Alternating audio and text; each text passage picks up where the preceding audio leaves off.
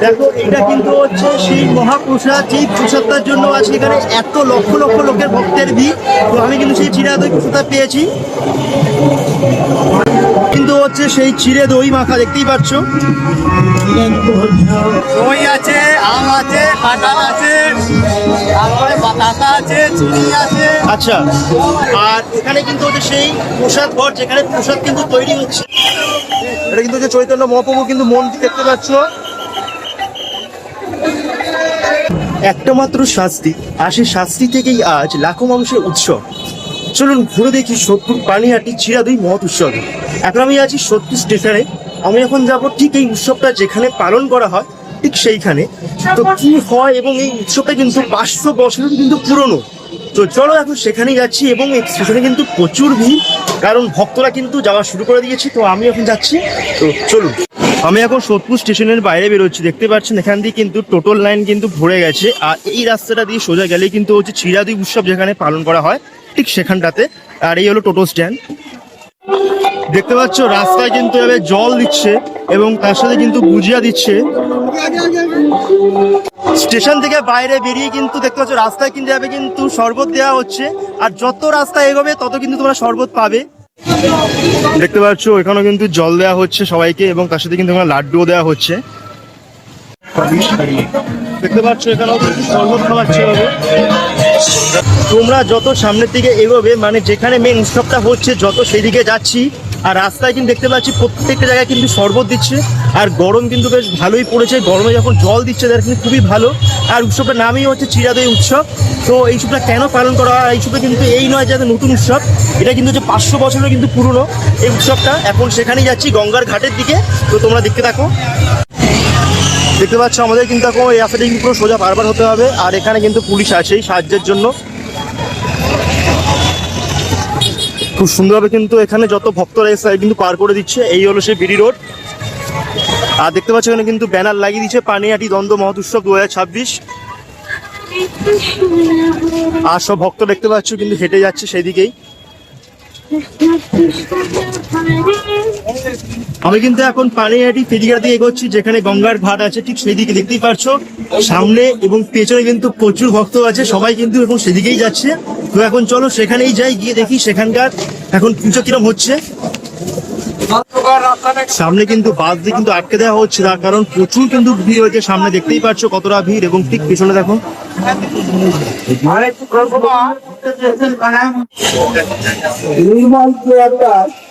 আমি এখন চলে এসেছি সেই গঙ্গার ঘাটের সামনে। এখানেই সব ভক্তরা এসে স্নান করে প্রভুর কাছে পুজো দেয়।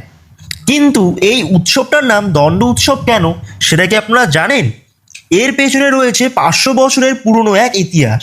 শ্রী চৈতন্য মহাপ্রভুর আশীর্বাদ পেতে রঘুনাথ দাস গোস্বামী এখানে এসেছিলেন। তখন মহাপ্রভুর প্রধান পার্ষদ নিত্যানন্দ প্রভু রঘুনাথকে একটি দণ্ড বা শাস্তি দেন। শাস্তিটা কি ছিল জানেন? শাস্তিটা ছিল উপস্থিত সব ভক্তকে চিড়ে দই আর সন্দেশ খাওয়ানো। রঘুনাথ গোস্বামী পরম আনন্দে সেই আদেশ পালন করে। মহাপ্রভু নিজেও এখানে এসে এই উৎসবে যোগ দেন। সেই আনন্দের স্মৃতি মেখে আজও দেশ বিদেশ থেকে মানুষ ছুটে আসেন পানিহাটির এই পবিত্র দণ্ডমোহৎ উৎসবে। আপনারা কারা কারা এই উৎসবে আসছেন কমেন্টে জানাবেন। বুঝতেই পারছো আপনার বাড়ি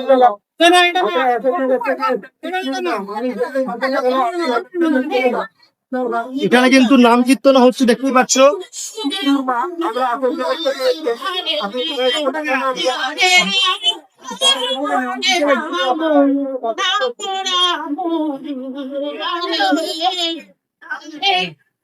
দেখো এইটা কিন্তু হচ্ছে সেই মহাপ্রসাদ, যেই প্রসাদটার জন্য আছে এখানে এত লক্ষ লক্ষ লোকের ভক্তের ভিড়।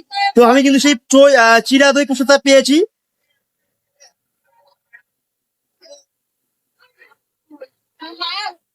ঠিক এই প্রসাদটার জন্যই কিন্তু এখানে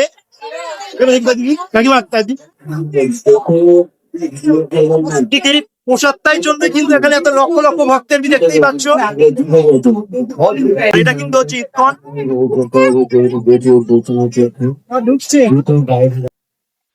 এই চিরাদই দণ্ড মহোৎসবে কিন্তু বহু দূর দূর থেকে কিন্তু এখানে ভক্তরা এসে দেখতেই পাচ্ছ, সবাই এখন বেরোচ্ছে এবং যারা যেতে যাচ্ছে তারা কিন্তু ভেতরে যাচ্ছে। তো ভেতরে যেরকম মানে ভক্তের ভিড় কিন্তু প্রচুর এবং লাখ লাখ লোক কিন্তু এখানে এসছে। আর এখানে কিন্তু জল ছত্র কিন্তু আছে, দেখতেই পাচ্ছ এখানে কিন্তু জলের ব্যবস্থাও আছে। দেখতে পাচ্ছ এই চিরাদি উৎসবে যারা এসছে তাদের কিন্তু এখানে লাড্ডু দেওয়া হচ্ছে এবং শুধু লাড্ডু নয়, এখানে কিন্তু সাথে জলও দেওয়া হচ্ছে। আর প্রচুর ভক্ত দেখতে পাচ্ছ। এখানে কিন্তু অনেক মন্দির আছে, আর সেই মন্দিরগুলোর মধ্যে কিন্তু এখন কিন্তু নাম কীর্তন চলছে। আর দেখতেই পাচ্ছ চিরা দই ফল দিয়ে কিন্তু এখানে একটা মেখে কিন্তু সবাইকে দেওয়া হচ্ছে প্রসাদ, যেহেতু এটা হচ্ছে তোমাদের চিড়ে দই মহাপ্রসাদ। তো সেটাই কিন্তু এখানে রাস্তায় রাস্তায় দেওয়া হচ্ছে প্রত্যেকটা ভক্তদেরকে। তো এখানে কিন্তু আরো একটা মন্দির আছে, এখন সেদিকে যাচ্ছি এবং সামনে কিন্তু এখানে অনেক ভক্ত আছে। দেখো রাঘব ভবন পাটবাড়ির কিন্তু হচ্ছে এইদিকে, এটা কিন্তু হচ্ছে রাঘব ভবন পাটবাড়ি, দেখতেই পাচ্ছ। আমরা এখন সেই মন্দিরটা ঢুকছি। তোমাদেরকে এখন একটা সুন্দর জিনিস দেখাচ্ছি, দেখো এখানের মধ্যে একটা গাছ কি সুন্দর দেখো ছায়া দিয়ে রেখেছে। আর এই গাছটার পাশে যে কটা দেওয়াল দিয়ে ঘিরিয়েছে সেই দেওয়ালের মধ্যে দেখো কৃষ্ণ নাম লেখা। আর যত ভক্তরা এখানে আসছে গাছটাকে একবার করে প্রদক্ষিণ করছে আর হরে কৃষ্ণ নামটা জপ করছে। আর এই দেওয়ালটার মধ্যে একবার মাথা ঠোকাচ্ছে প্রভুর আশীর্বাদের আশায়। তো দেখো কি সুন্দর লাগছে ভক্তের এই যে প্রভুর প্রতি এত ভালোবাসা, তোমারও দেখলে মন ছুঁয়ে যাবে। তোমরা কারা কারা এই মন্দিরে এসেছো একবার কমেন্টে জানিও। দেখো কত সুন্দর করে হরে কৃষ্ণ হরে রাম ভজ গৌরঙ্গ কি সুন্দর করে দেখো লেখা।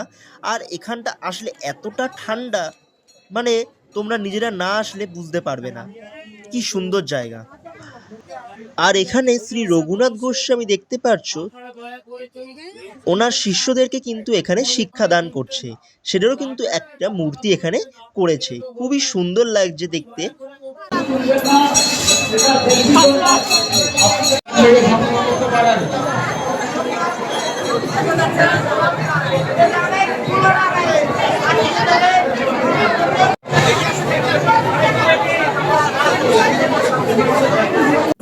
আমি কিন্তু এখন আছি রাঘব পণ্ডিতের নিতাই রাধা গৌরশ্যাম যে মন্দির, সেই মন্দিরের সামনে।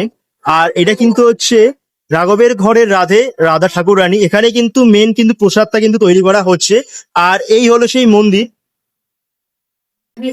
আমি কিন্তু আছি এখন কিন্তু মন্দিরের ভেতরে, দেখতেই পাচ্ছি ভিড় এখানে কতটা, অনেক দূর দূর থেকে কিন্তু এখানে ভক্তরা এসছে। আর এখানে কিন্তু হচ্ছে সেই প্রসাদ ঘর, যেখানে প্রসাদ কিন্তু তৈরি হচ্ছে।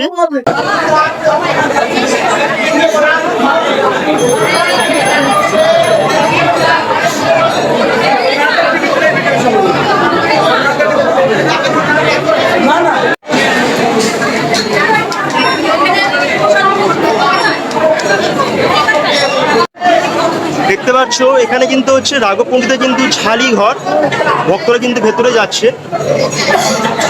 আর এখানে মহাপ্রভুর কিন্তু পদচিহ্ন আছে।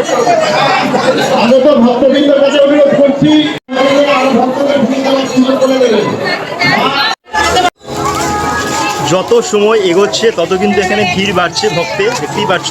তো আমরা এখন ফিরে যাচ্ছি আর এখনো কিন্তু ভক্তরা আসছে। তো আজকের জন্য ভিডিওটা ঠিক ছিল এইটুকুই। আজকের এই ভিডিওটা তোমাদের কিরকম লাগলো তোমরা কমেন্টে জানিও। তোমরা কারা কারা আসো তাও কমেন্টে জানিও। যদি চ্যানেল নতুন সাবস্ক্রাইব করে রেখো। টাটা।